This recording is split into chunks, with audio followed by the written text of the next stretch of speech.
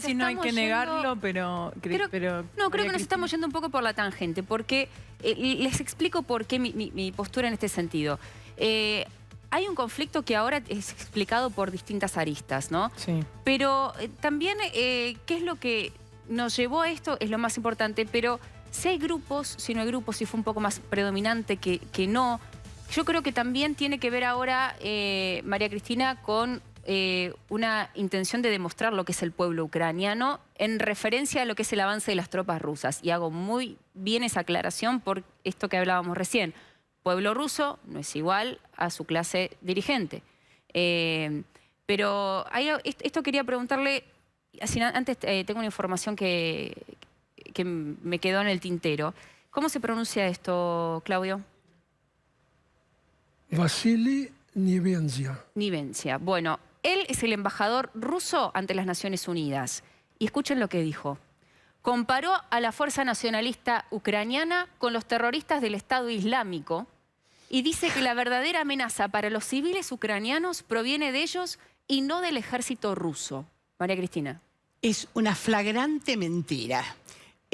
Nosotros no tenemos nada que ver con los terroristas islámicos.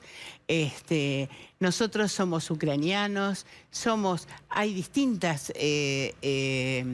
religiones también en Ucrania, católicos, ortodoxos, que tal vez son la mayoría, también hay judíos, habrá musulmanes, pero nada que ver con los terroristas, nada que ver. Ahora, escuchás esto y te resulta una locura. Me resulta una locura. Y lo peor de esto es el relato que está haciendo Putin para justificar esta guerra terrible y esta invasión a Ucrania. En realidad no es una guerra, es una invasión a Ucrania que se convierte en una guerra. Porque Ucrania nunca empezó no tiró un solo tiro. Si tira un tiro es después de que le tiraron a ellos. Y obviamente se tiene que defender. No puede decir, no, bueno, sí, mátenme. Voy a decir algo sobre eso. Es una flagrante mentira esa. Sí. Claudio. Esas palabras del embajador, el argumento es tan ridículo que me hace pensar que la diplomacia rusa está en problemas porque acudir a tal extremidad... Son agravios, ya. Claro, entonces lo que pasa es que se están enfrentando con algo que a lo mejor no esperaban. Exacto. Y es la oposición mundial, porque ¿quién apoya hoy a Putin? Un dictadorzuelo en Nicaragua, violador de su hija adoptiva. Maduro, que habla con los pajaritos. Creo que nadie más, ¿no? Sí. El coreano. Sí, no, ni siquiera. El tema es que nadie se anima a enfrentarlo o a ponerle un freno. Bueno, el problema también es que enfrentarlo militarmente es destruir el planeta. No, enfrentarlo no. Y Putin lo sabe, entonces... Ponerle un freno. ¿Cuál es la diferencia entre Putin y Biden? Una de las... o entre Putin y los líderes occidentales, digamos. Que Putin por ahora tiene las manos libres. Los líderes occidentales están vigilados por sus pueblos. Pueden ser más autoritarios, menos autoritarios, pero imagínate la reacción de los pueblos en Occidente si nos dicen que van a emplear las bombas atómicas para enfrentarse con los rusos. Vamos a salir a la calle a decirles paren la mano. Claro. Un punto ahí, perdón, pero tenemos que tomar contacto con la persona que está en estos momentos en Ucrania. El equipo de Todo Noticias ha llegado, finalmente ha logrado cruzar la frontera. Estamos con Carolina Amoroso desde Ucrania. Vamos a ver si la señal nos permite comunicarnos bien. Caro, buenas tardes. Hola chicas, ¿cómo están? Buenas tardes para ustedes. Ya inició el toque de queda aquí en la ciudad de Lviv. Es una de las ciudades occidentales, ¿no? Algunos la llaman incluso una capital cultural dentro de Ucrania, pero la verdad es que ahora se está convirtiendo en un centro de acogida y de tránsito para miles y miles de desplazados de la zona este, principalmente de la capital Kiev. Pero tampoco este es para muchos de ellos, o para todos ellos, un territorio seguro. Hoy escuchamos, mientras transmitíamos las sirenas, una estación de tren absolutamente colmada, 35 kilómetros hemos registrado de filas de autos, la desesperación es total, una enorme cantidad de las personas que están saliendo, de los desplazados de esta Ucrania que sufre, son mujeres solas con sus hijos pequeñitos, realmente muchos niños en este éxodo masivo. Nosotros ahora estamos en el lugar donde hemos conseguido pasar la noche de hoy. Ven a mis espaldas, seguramente no me voy a poder mover mucho, pero les quiero mostrar a mis espaldas este refugio, ¿no?, subterráneo, en la eventualidad de que tengamos que utilizarlo. La verdad es que es muy difícil la situación aquí. Hoy, además, las inclemencias del tiempo, ¿no? Hubo una nevada muy importante, la gente, por supuesto, desesperada en la estación de tren del Lviv, tratando de llegar a subirse a una de las formaciones que pasaban, y uno se preguntaba frente a ese mar de personas si realmente lo iban a lograr, si algunos de ellos tenían en efecto boleto para subir o si estaban dispuestos a hacerlo de la manera que sea, ¿no? La desesperación es mucha, la bronca, la angustia en sus rostros, en sus expresiones, están exhaustos, están choqueados también por la situación que están viviendo. Así que te diría que ese es el costado que de alguna manera muestra un país que también se desangra por una crisis humanitaria, ¿no?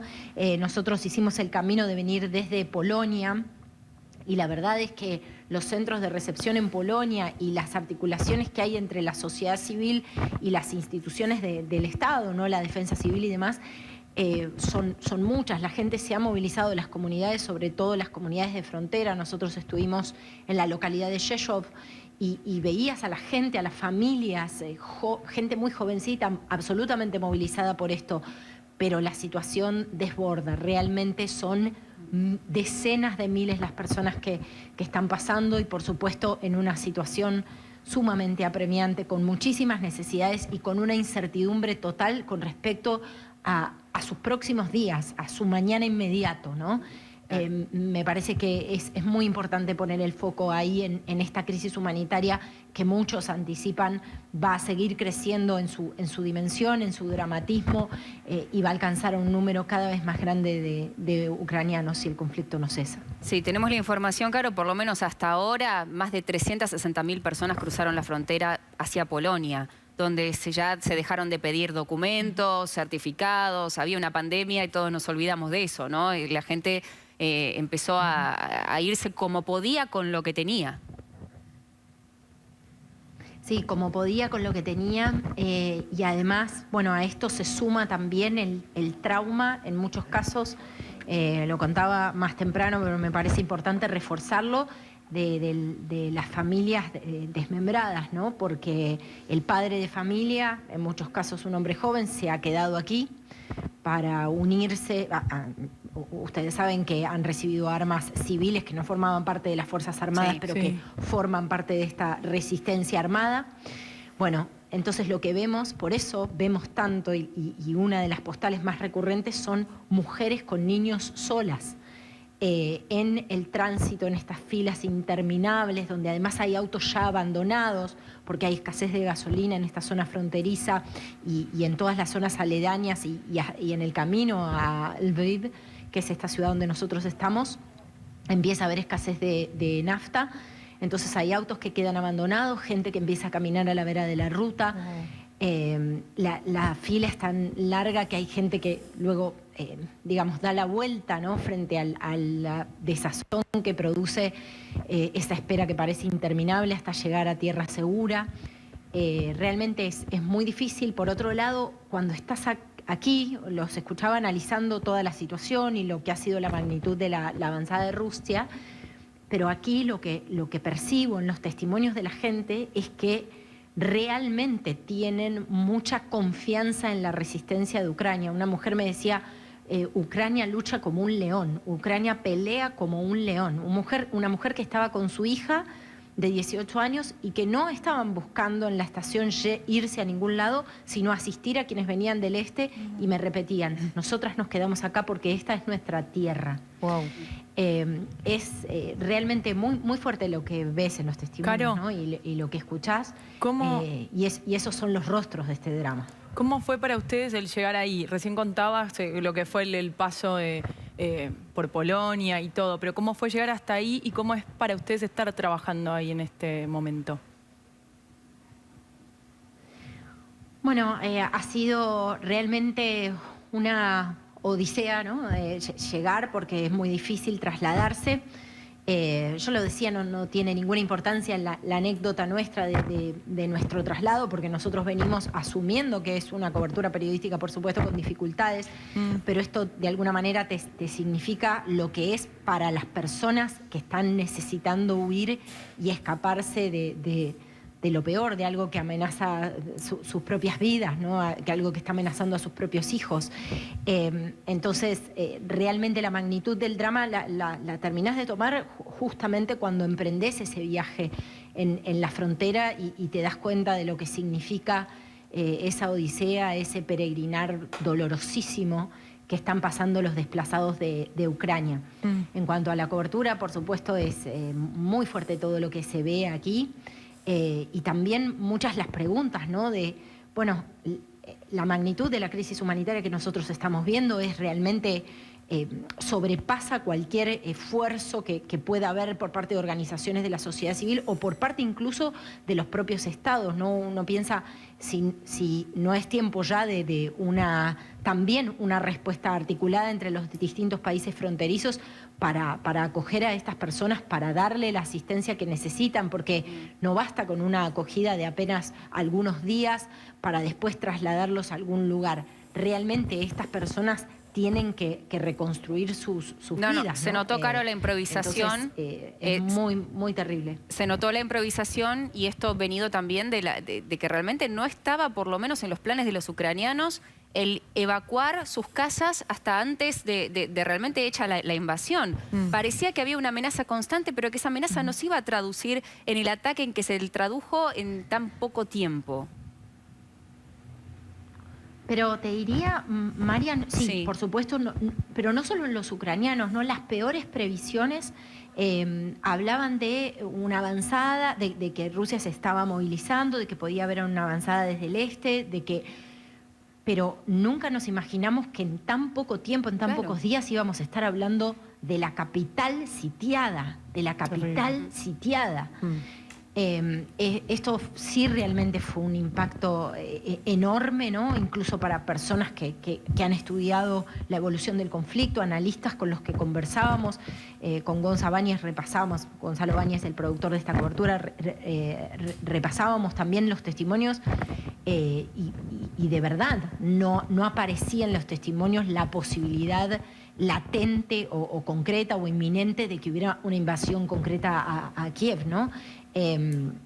Ciertamente esto ha sido muchísimo más estrepitoso y amplio y extenso de lo que se esperaba y por supuesto se traduce, como te digo, en esta crisis humanitaria, en este drama que tiene que ser abordado, que necesita realmente de una respuesta muy, muy clara por parte de los estados, por parte de la comunidad internacional, porque esto, así como por supuesto está el conflicto, la geopolítica, la necesidad de las negociaciones entre los distintos referentes, también está la necesidad urgente de atender y asistir a estas personas. Esto arde, digamos, y vos lo ves en las calles de una ciudad como esta, ¿no? Caro, ahora vamos a repasar lo que fue tu cobertura en la estación de tren, pero quisiera que le cuentes a la gente, porque obviamente esta transmisión es a lo largo de las 24 horas. Vos estás en Lviv, ¿sí? En esta ciudad que está cerca de la frontera con Polonia. ¿A cuánto estás de la capital para que la gente pueda tomar una referencia? ¿Y cuál es el ambiente que hay allí, teniendo en cuenta que si bien el objetivo está puesto en la capital, hoy tuviste, y lo vimos al aire, una situación de alarma que ahora vamos a repasar, pero quiero preguntarte el ambiente en esa ciudad que está alejada de la capital, pero dentro del territorio ucraniano. El ambiente en esta ciudad hoy lo percibía a la gente con miedo, ¿no? Si bien hay gente que dice nosotros vamos a resistir, esta ciudad está protegida, en el ingreso a la ciudad hay barricadas, hay personas civiles armadas que piden documentación en los retenes. De hecho, yo tengo puesto en este momento el chaleco porque nosotros íbamos a salir desde el exterior, ¿no? Identificados como prensa. Recordemos que el toque de queda rige aquí desde las 22. Y enseguida vino personal policial, por supuesto no había un alma en la calle y nos dijo que de ninguna manera podíamos estar siquiera en la puerta de este edificio donde estamos transmitiendo. La verdad es que lo que yo percibo es que la gente, quizás por supuesto, también con el trauma, con el shock que ha significado dejar sus casas, en su mayoría vienen de Kiev, al menos aquellos con los que hemos hablado, no se sienten a salvo. Quieren salir de territorio ucraniano. La inmensa mayoría quiere salir de territorio ucraniano. Sí, definitivamente. La gran mayoría de las personas, de hecho, la postal de la estación de tren, vos lo veías hoy, la postal de la estación de tren te lo cuenta muy, muy claramente. La gente se quiere ir, la gente realmente siente que la amenaza es real, que está latente. Claramente lo está. Hoy estábamos en la estación de tren y sonaron las alarmas y uno solo empieza a pensar, bueno, si esto anticipa lo peor, uno pensaba en la cantidad de gente que había allí concentrada en ese punto, ¿no? En ese punto que es como la foto de la desolación y de ese drama de los desplazados. Es difícil para muchos de ellos, o para la inmensa mayoría, al menos con los que conversé, sentirse a salvo en este contexto, ¿no? También aquí. Bueno, con esa referencia que has dado, vamos a ver el material que hicieron allí en la estación de tren. Esta es la estación de tren del Lviv, una de las ciudades. Ustedes, aquí llegó muchísima gente.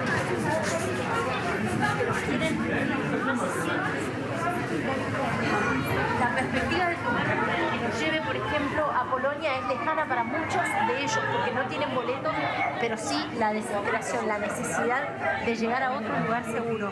Muchísimas son mujeres solas con hijos, algunos ancianos y por supuesto familias también partidas por la realidad de este conflicto que les planteó un horizonte muy, muy sombrío en un tiempo realmente muy, muy vertiginoso. Fíjense ustedes lo que es ingresar a la tren.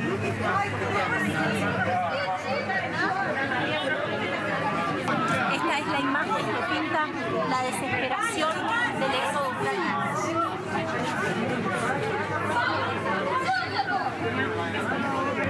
Esta es la imagen de la estación del Lviv ahora, gente cruzándose por las vías, tratando de llegar al otro lado. Están desesperados por tomar un tren que los haga llegar a un lugar seguro, porque no se sienten a salvo en territorio ucraniano.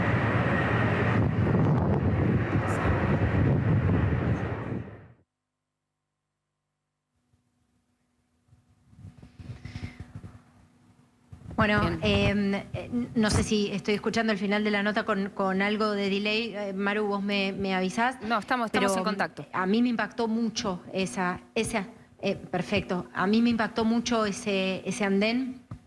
La verdad es que habíamos visto esa imagen, de hecho circulaba en las redes sociales, pero por supuesto tener el registro propio de lo que es ese andén y de lo que simboliza. Y que en cada paso que das hay una historia y hay un drama y hay una profunda incertidumbre, como te digo, respecto de la próxima hora. Terrible. La próxima hora, ¿qué van a hacer? El plan es sacar un boleto de tren y de repente hay un temporal de nieve y hay un mar de personas en el andén y esa posibilidad de tomarte un tren, de subirte a una formación se evapora y tenés que salir a la calle en medio de la nieve con los hijos, a buscar a alguien que te lleve a algún punto y a algún lugar de alojamiento. Sin saber, difícil, claro, sin tener a dónde ir, ¿no? Moverte, ¿no? Moverte, si no tenés a alguien como referencia aquí, ¿no? Porque en este contexto, por supuesto, todo está totalmente trastocado, ¿no? Además, ¿cómo le explicar, Caro? Es muy fuerte y... ¿Cómo esas madres que ¿Cómo? han quedado, Perdón. cómo esas madres, que la mayoría han quedado solas por esto que decías vos, las familias desmembradas, diezmadas, porque los hombres han sido llamados a combatir, aquellos entre 16 y 60 años para tomar armas y defender el territorio ucraniano. Muchos han vuelto, de hecho, habían logrado irse, pero volvieron a territorio ucraniano para poder tomar armas y salir en defensa de su país, de su patria, de su cultura. Y esto que decías vos recién, la imagen es muy gráfica. Las madres que quedan solos con los chicos, muchos chicos chiquitos, ¿cómo se le explica, no? ¿Cómo se le explica que están durmiendo en una estación de tren? ¿Cómo se le explica que no saben si van a tener suficientes provisiones? Que no saben dónde van a dormir. Que quizás no vuelvan a su casa nunca. Que quizás no haya casa cuando vuelvan. Sí, la verdad que es una pregunta imposible de responder, ¿no? Claro. Y esas, cuando te acercás y les pedís un testimonio, en muchos casos, por supuesto, el shock es total y está de más que se entiende completamente que bajo esas circunstancias alguien no quiere hablar. Las pocas palabras que algunos te dicen es que confían en que van a resistir, en que la resistencia va a resultar victoriosa, eso es al menos lo que dicen, y con eso, al menos con esa fe, es que siguen adelante para llevar a sus hijos a un lugar seguro, ¿no? En cuanto a los niños, a mí me llamaba mucho la atención la cantidad de juguetes que estaban acopiando en Polonia, ¿no? De hecho, una de las historias que nosotros hicimos fue una mamá polaca en la estación de tren de Rzeszów que llevaba una caja, llegaba a su bebé y su marido llevaba a su otro hijo, también muy chiquitito, no tendría más de 3 años, y llevaban una caja repleta de peluches de esos 2 niñitos. Claro. Para los nenes ucranianos que estaban llegando en el tren, o cuyo tren pasaba por esa estación para seguir a otra ciudad, y hay voluntarios que suben y les entregan estos juguetes. La desesperación por la asistencia, sobre todo a los niños, es muy, muy grande, y la organización comunitaria en Polonia con respecto a esto es muy significativa. También, por supuesto, ropa de cama. Hay mucha gente que trae consigo directamente las frazadas porque, bueno, el clima es realmente muy frío. Así que, bueno, imagínate todos los detalles que se van sumando y que hacen de esto una tragedia y una verdadera odisea para cualquier persona, para cualquier ser humano que tenga que afrontarlo. Sí, es la cara de la guerra, ¿no? No es más ni menos que la cara de la guerra, es el desastre, la tragedia, es este drama y todas las miserias, ¿no? que se empiezan a ver.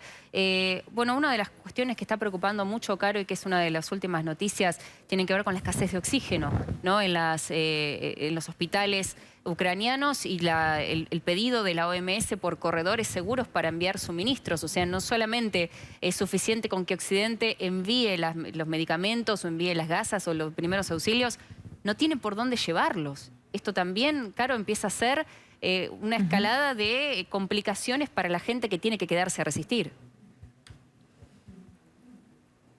Absolutamente, absolutamente, Mariana. Y déjame sumarte algo. No es menor el tema de la nafta, ¿eh? No es nada menor, porque eso, por supuesto, condiciona la logística de absolutamente todo.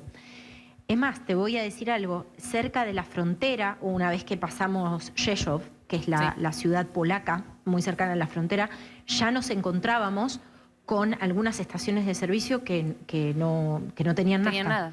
Autos abandonados, imagino, a la vera de la ruta también. Y las que tenían... Claro. Eso del lado ucraniano, claro, pero ya del lado polaco, por la cantidad de gente que ha salido y que ha circulado, en horas de la noche nos encontrábamos con eso, de hecho, cuando íbamos a la estación de tren, y con un cartel que decía, que bueno, después lo tradujimos, un cartel que decía que no se permitían bidones, ¿no? No se permitía llevar bidones de nafta. Con lo cual, imagínate vos, y de verdad del lado de llevarse bidones, digamos, cargar bidones y llevarse bidones. Del lado ucraniano el drama es mucho peor. Realmente pasábamos y todos los carteles decían, bueno, el tipo de nafta y 000. Era muy, muy dramático pensar o tratar de dimensionar eso que parece como algo menor que es algo inmenso en realidad, Pero, Caro, porque y eso encima- condiciona la logística y las posibilidades de todo, de absolutamente todo, ¿no? Y es algo que en mediano plazo no tiene solución. Digo, en el corto plazo no se va a resolver.